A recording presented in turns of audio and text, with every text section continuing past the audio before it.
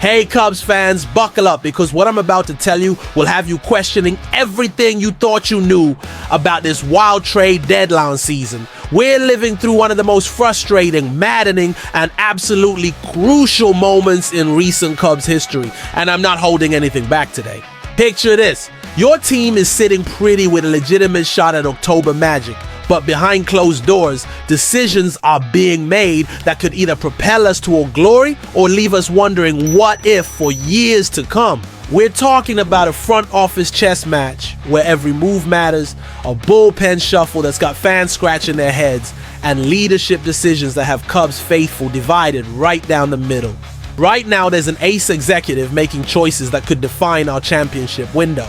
A veteran closer whose Cubs journey just took a shocking turn, and a lefty reliever whose arrival might be the plot twist nobody saw coming. These aren't just roster moves, Cubs fans.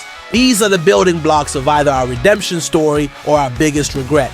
Here's what's eating at me and what should keep every single one of you awake at night. We had a moment, a real legitimate moment where everything aligned for a World Series push. The question isn't whether we're good enough. We are good enough. The question is whether the people making the decisions believe in seizing the moment or playing it safe. If you're as passionate about this team as I am, smash that like button, because what comes next is going to fire you up, break your heart, and maybe, just maybe, give you hope all at the same time. Drop a comment and let me know if you're ready for the truth about where we stand. And don't forget to subscribe because Cubs fans deserve to know what's really happening in our house. But here's the thing that's going to haunt us. When the dust settles on this trade deadline, will we look back and see the moment we seized our destiny or the moment we let it slip through our fingers like a ground ball in Game 7? And there it is, Cubs fans. The executive I was talking about? That's our very own Jed Hoyer. And boy, do we need to have a serious conversation about what just went down at this trade deadline. Look, I get it. Some of you are going to defend every move this front office makes, and I respect that loyalty. But when I watched Hoyer stand at that podium explaining why we didn't get a starting pitcher, not one starting pitcher, while our rotation is held together by hopes, prayers, and Shota Imanaga's magic arm, something inside me broke a little bit. 3 relievers and a bench player. That's it.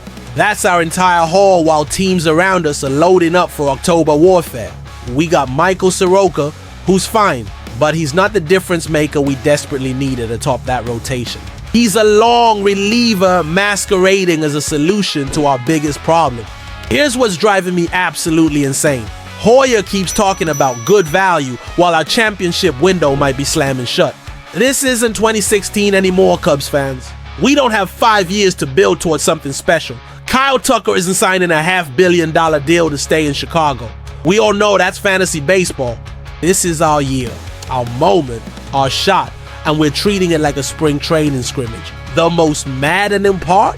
Hoyer's got this brand new extension burning a hole in his pocket while he's playing chess in a poker game. Every other contender is going all in, and we're sitting here calculating internal valuations like we're running a spreadsheet instead of chasing a World Series ring.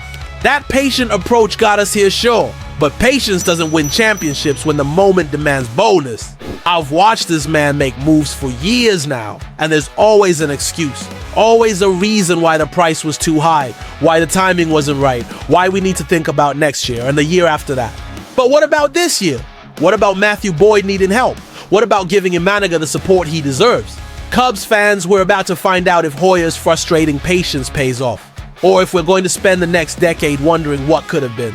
But that's not even the craziest part of this deadline story. Because while Hoyer was explaining why we couldn't get a starter, something else was happening that nobody saw coming. Remember that veteran closer I mentioned? The one whose Cubs journey just took a shocking turn?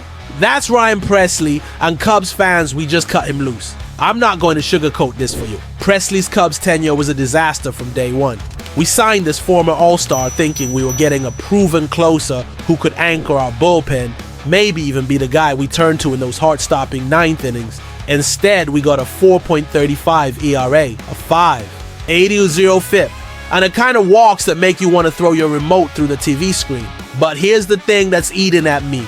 We're paying him $14 million to not pitch for us anymore. $14 million. That's Kyle Schwarber money. That's starting pitcher money.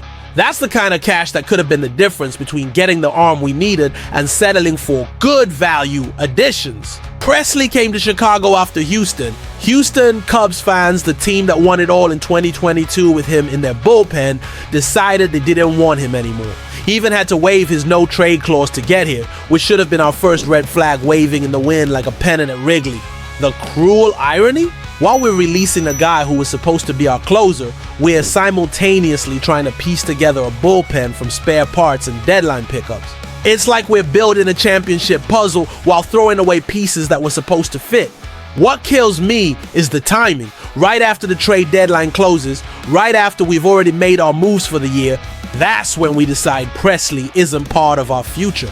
Where was this decisive action 2 weeks ago when it could have freed up resources for a real difference maker? Cubs fans, this is why some of us are losing faith in the vision. We're paying guys to play against us while refusing to pay for guys who could help us win.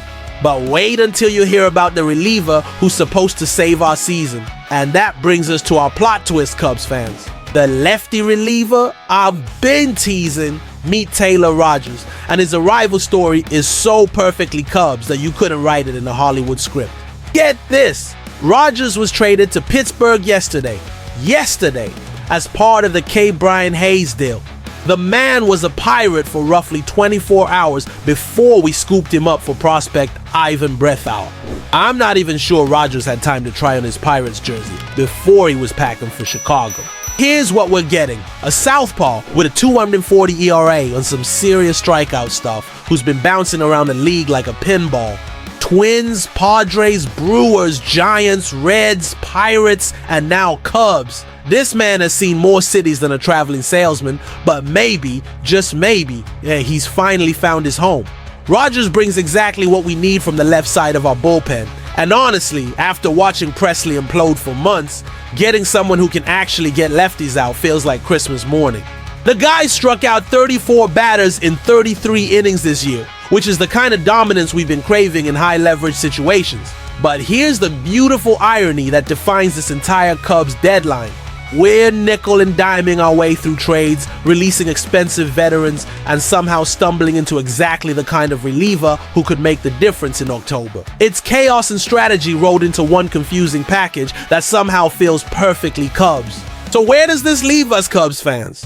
We've got a front office that won't pull the trigger on a starter, a $14 million closer playing for someone else's playoff dreams, and a reliever who's changed uniforms more times than a Broadway actor. It's maddening, it's hopeful, it's frustrating, and it's exactly why we love this team even when they drive us absolutely insane. Smash that like button if you're ready to ride this roller coaster all the way to October. Drop a comment telling me whether you think Hoyer's patience will pay off or cost us everything. And subscribe because Cubs fans deserve to know every twist in this championship chase. Here's my final question for you. In a season where every decision matters and every game counts, are we watching the Cubs build toward glory or settle for mediocrity?